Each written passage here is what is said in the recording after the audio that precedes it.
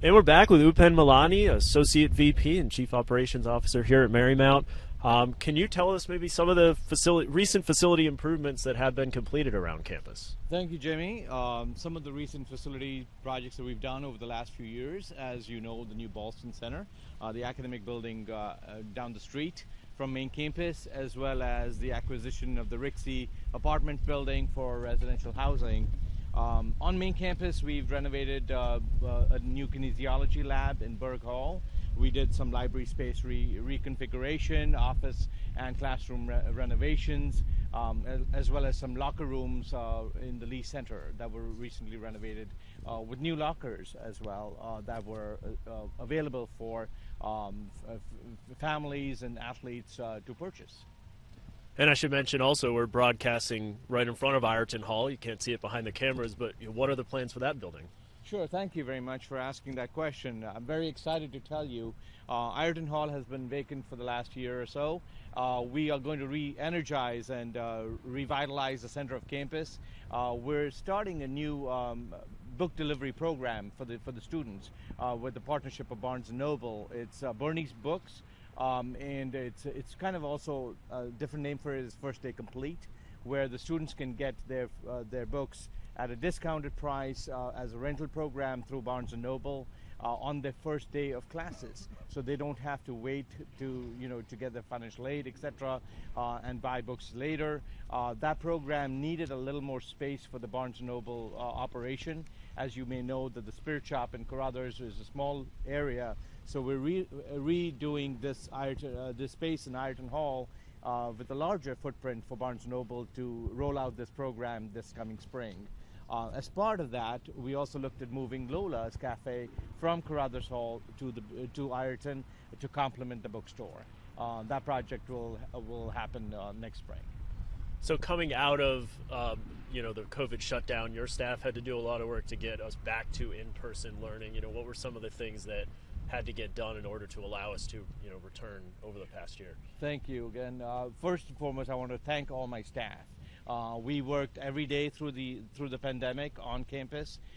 We got everybody safely off campus when the pandemic started, and then reconfigured the spaces on campus for the return. We reconfigured the classrooms with distance spacing for reduced capacity. As you may know, that we went to a hybrid model of learning, where some students participated in person, some participated from home. So we reconfigured classrooms for that. We also, for offices and reception areas, etc., we installed plexiglass shields to keep the staff safe and the students safe.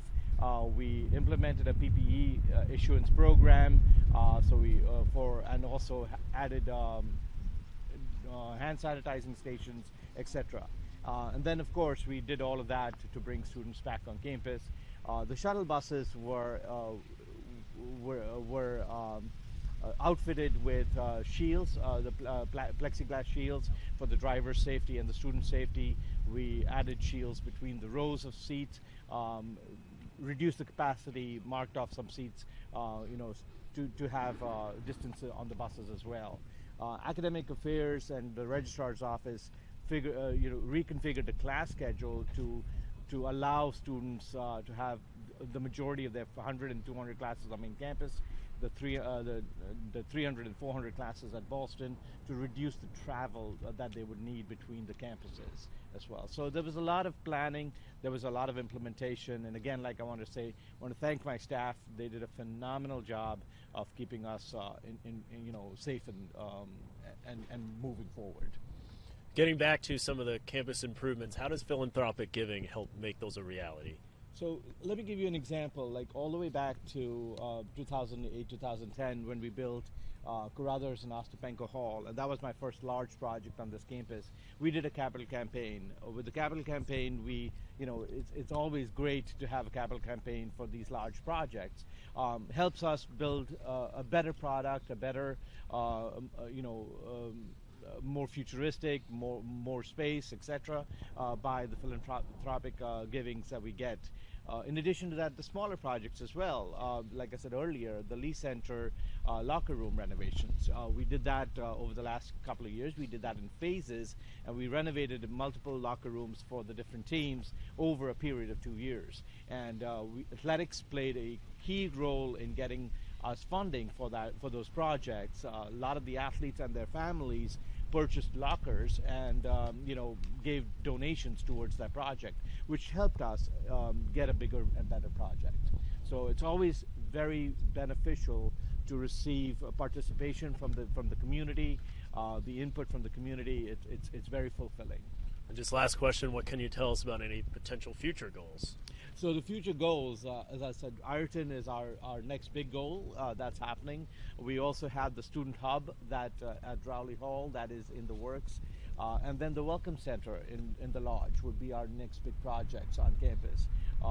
In addition to smaller projects such as the new engineering program that will be launched this fall. So we're looking at building engineering labs in the vacated space in Carruthers Hall when the bookstore and Lola's moves out of. So those are some of our upcoming exciting projects. Well, thanks for telling us about some of that, and we'll wait to see you right back here, this new Ireton building when it's finished. Yes, that will be great. And please come back to campus often and let me know if you would like a tour.